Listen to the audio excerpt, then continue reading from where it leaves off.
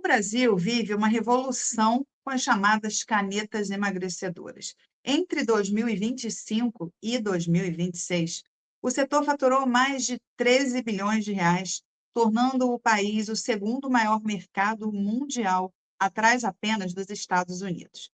Mas o crescimento trouxe riscos, uso sem orientação médica e contrabando de produtos paraguaios que já resultaram em apreensões recorde em 2026. Substâncias perigosas foram encontradas ameaçando a saúde de milhares de brasileiros. Nessa semana, a Anvisa aprovou 5 novas marcas à base de semaglutida, somando 21 canetas autorizadas no país. Mesmo assim, médicos alertam: o uso deve ser sempre acompanhado por especialistas. Para nos aprofundarmos nesse tema, nós recebemos hoje o Dr. Antônio Carlos Nascimento, doutor em endocrinologia e metabologia pela Faculdade de Medicina da USP. Muito boa noite, doutor Nascimento, seja muito bem-vindo. Boa noite, é um prazer voltar ao programa de vocês. Obrigado. Pois é, e como é que está o tempo aí hoje em São Paulo? Tudo tranquilo? Porque aqui está caótico ainda.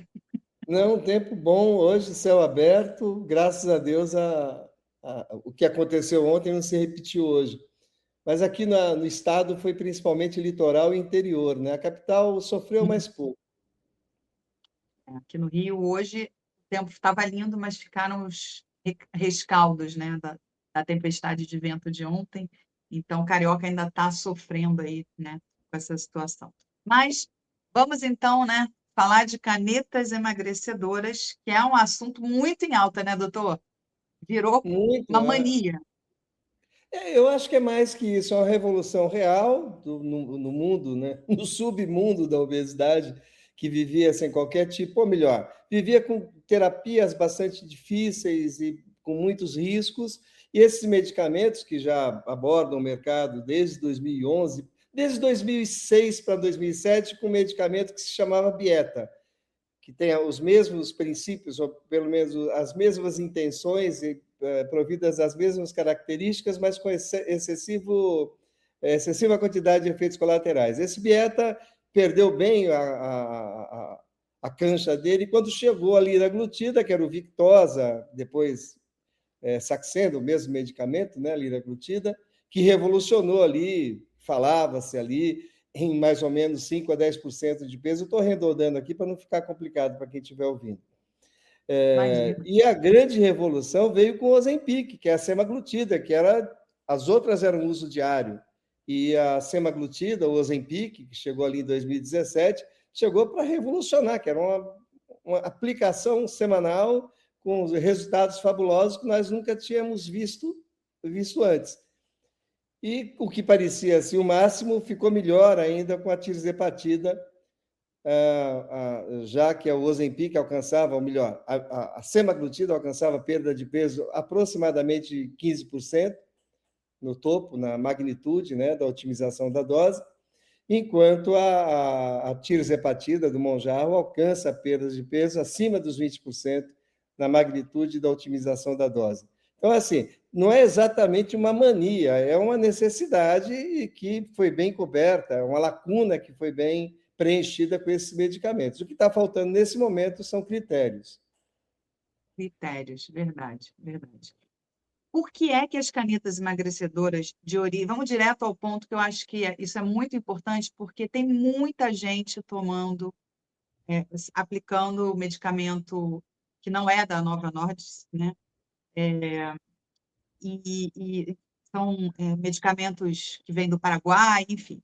Qual é o risco real, né? Por que é um risco tão grave à saúde usar as canetas de origem paraguaia? Eu vou até dividir assim em três tópicos. O primeiro tópico que é a patente da semaglutida, que era o Ozempic, o Wegovy, caiu há pouco tempo e a Anvisa já permitiu a algumas empresas brasileiras a replicar, a produzir esse medicamento, mas sob a tutela, sob a chancela da Anvisa, e nós temos a segurança absoluta da qualidade do medicamento.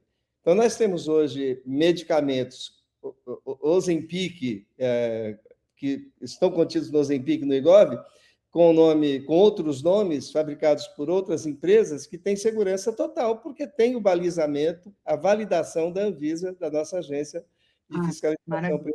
produtor. Então, é uma tranquilidade que nós temos, inclusive a preços extremamente acessíveis quando nós comparamos o que era até um ano atrás, aliás, até um mês atrás, mês e meio, 2. São bem acessíveis. Então, antes de pensarmos em nos munirmos de medicamento, que nós vamos fazer agora a abordagem, né, de outro país, que nós não temos qualquer ascendência sobre o processo de fabricação, nós temos no mercado hoje a droga, o medicamento do Ozempic, do Wegovy, sendo feito por outros laboratórios a preços extremamente acessíveis. Vamos falar aqui de valores, mas extremamente acessíveis. Não, então, pode já falar, não valeria um risco. O Ozempic e o Wegovy são medicamentos, ou melhor, a semaglutida foi um medicamento produzido, criado, evoluído pela Novo Nordisk, que você fez a anotação. Agora, a tirzepatide... Inclusive, eu errei. Eu quero só fazer uma correção, porque eu falei do Monjaro e falei Nova Nordisk, mas é Lilly, né? Eli Lilly, isso. Eu falei errado, Então, só corrigindo o meu erro, mas vamos lá. O e aí a gente vem hoje discutir uma situação que nem deveríamos estar discutindo, eu falei isso em outra oportunidade, até para o vosso programa também, que, na verdade, nós não deveríamos estar discutindo as canetas paraguaias, porque elas não deveriam existir, porque o Monjaro está sob a tutela da Eli Lilly, que tem o direito de... investiu apenas 50 bilhões de dólares no medicamento e possui exclusividade para comercializá-lo no mundo inteiro. Mas, por algumas brechas, algumas situações, alguns países o fabricam, diferente de algum tempo atrás, e, no caso, nós o importamos de maneira ilegal, porque também não estão chancelados esses medicamentos. Estão chancelados, sim, provavelmente pela a agência reguladora do Paraguai, mas não pela nossa. E para o nosso país interessa que seja chancelado pela nossa agência reguladora, que é a Anvisa. Entre os perigos, e aí eu vou direto ao assunto, estão as condições sanitárias. Primeiro que nós não temos certeza de que o que chega aqui no Brasil são realmente produzidos pelos laboratórios que estão anotados na embalagem. Verdade. Não temos certeza disso. E existem evidências que eles são falsificados. Alguns são falsificados, não que todos o sejam. Essa seria uma situação bastante complexa, porque a questão sanitária tem muita importância. A contaminação de um produto desse por algum micro-organismo pode provocar infecção sistêmica, morte ou condições graves que tragam sequelas importantes a partir do uso de um medicamento que não tem qualquer segurança. Aí você me fala, mas me conte, se esse medicamento foi comprado lá, prescrito por um médico de lá, foi comprado numa farmácia que tem prestígio, temos certeza que é uma farmácia de boa... ok, você pode ter feito isso, passado com o médico lá. Se você o transportou, a gente tem que acreditar que exista uma possibilidade muito grande que as coisas deem certo. A questão é que, na maciça maioria das vezes, são medicamentos que vêm dentro de pneus. Além de não sabermos a origem, que é grave isso, né? Você compra de alguém aqui, que trouxe, você não sabe como, quanto tempo fora do recurso de cuidado térmico com relação à temperatura. Você não sabe exatamente quanto tempo ficou fora, a probabilidade que possa ter havido um processo de contaminação. A segurança é quase nenhuma. E, às vezes, o que eu vejo as pessoas me falarem, pessoas amigas, próximas, poxa, mas se eu estiver lá e comprar, ainda assim nós corremos riscos, porque não foi balizado pelo nosso sistema, pela nossa agência de vigilância sanitária, a nossa agência reguladora, é quem nos dá segurança de que nós não estamos correndo riscos com relação à utilização de medicamento. E aí eu vou repetir, se nós não temos ainda a tirzepatida a preços módicos no país, nós temos a semaglutida sendo fabricada por laboratórios de referência também, e totalmente balizada, tutelada e validada pela Anvisa, de máxima segurança, a preços extremamente acessíveis. Já não se justifica a gente apostar no risco. É uma posição que eu acho que deve ser corrente, deve ser de todos os médicos que prescrevem esse tipo de medicamento. Agora, é, o que pode acontecer com uma pessoa que aplica um medicamento falso ou que foi mal condicionado? O que pode acontecer na prática? Eu conheço muita gente que toma o não oficial, né? Oficioso. Não, existe o risco, por exemplo, a gente não tem certeza se aquele laboratório ele tem qualidade técnica e você tem exatamente a miligramagem anotada para cada ml de medicamento e você pode eventualmente estar fazendo uma overdose. Está suscetível a evoluir com processo hipoglicêmico grave, dependendo da situação, você não conseguir corrigir. Pode ter elementos outros misturados, metais pesados, mesmo que não haja contaminação de micro-organismos, você pode estar com outras substâncias que impregnam os setores do teu organismo, por exemplo, teu cérebro. A segurança, o fato de... Teve um momento aqui em São Paulo que um jornal pediu para a universidade fazer a verificação, a abordagem de vários medicamentos vindos do Paraguai para saber se continha a substância tirzepatida. E eles verificaram que continha, sim. Mas a avaliação foi apenas a partir da avaliação de ter ou não ter o medicamento ali. Mas a biodisponibilidade, elementos associados, metais, esse não foi avaliado. A própria universidade falou. A quantidade pelo ml, pela quantificação que você utiliza. Não existe, essa segurança só existe quando é balizado, validado, tutelado pela Agência Nacional de Vigilância Sanitária, que é a nossa Anvisa. Sabe, eu sou usuária do Monjaro e eu nunca teria coragem de aplicar, eu particularmente, né? Eu nunca teria coragem de aplicar um negócio desses, que realmente muita gente está aplicando sem critério nenhum. Mas sabe o que eu ouço dessas pessoas? Olha quanto eu já emagreci.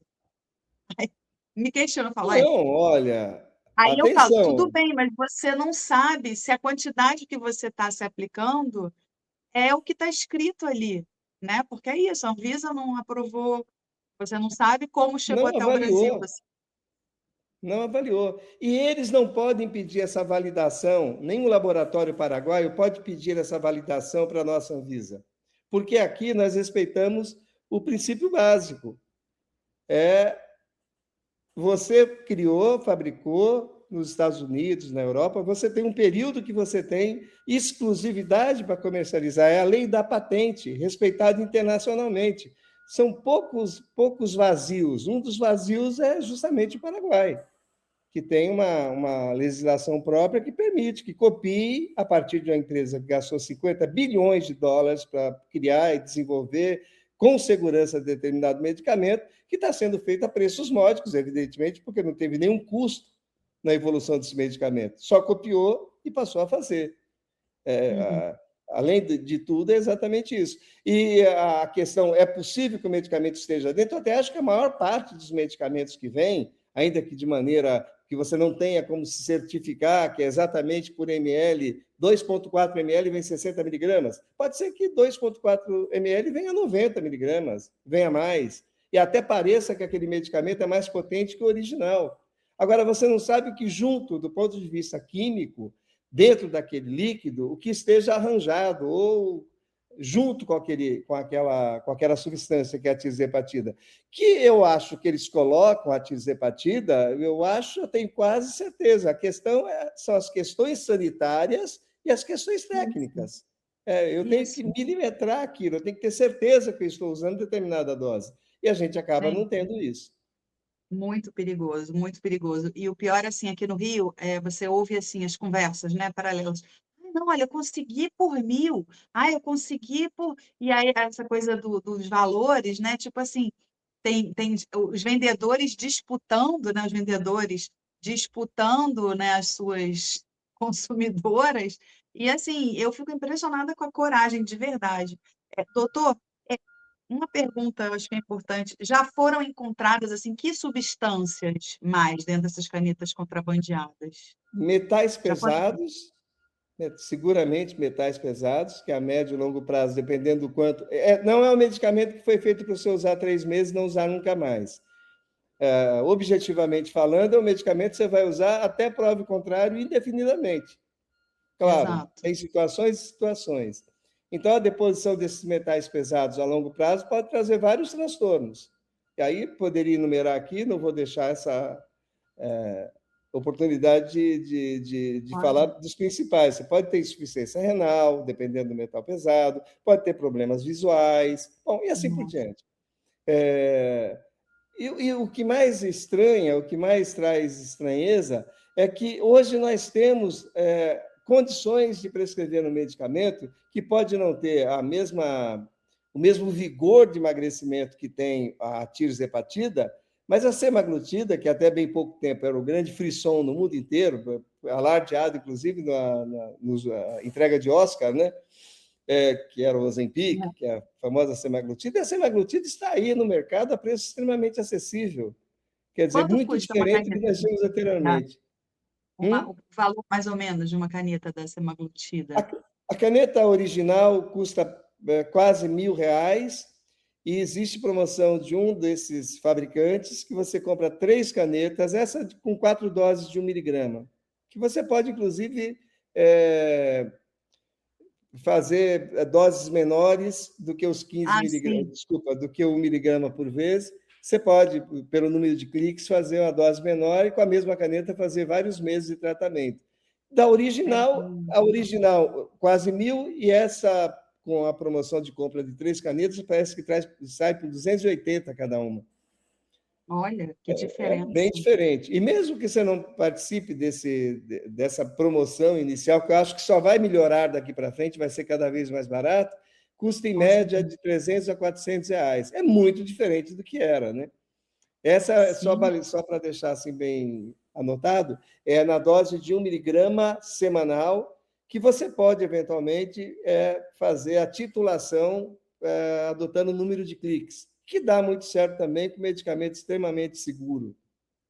Agora, doutor, a tirzepatida é um medicamento que a pessoa pode parar de tomar ou tem que ter um desmame? A pessoa que Olha, para fazer uma colonoscopia, porque eu já eu ouvi vou isso. repetir Ah, assim, a obesidade é uma doença plurifatorial, crônica e incurável até prova em contrário.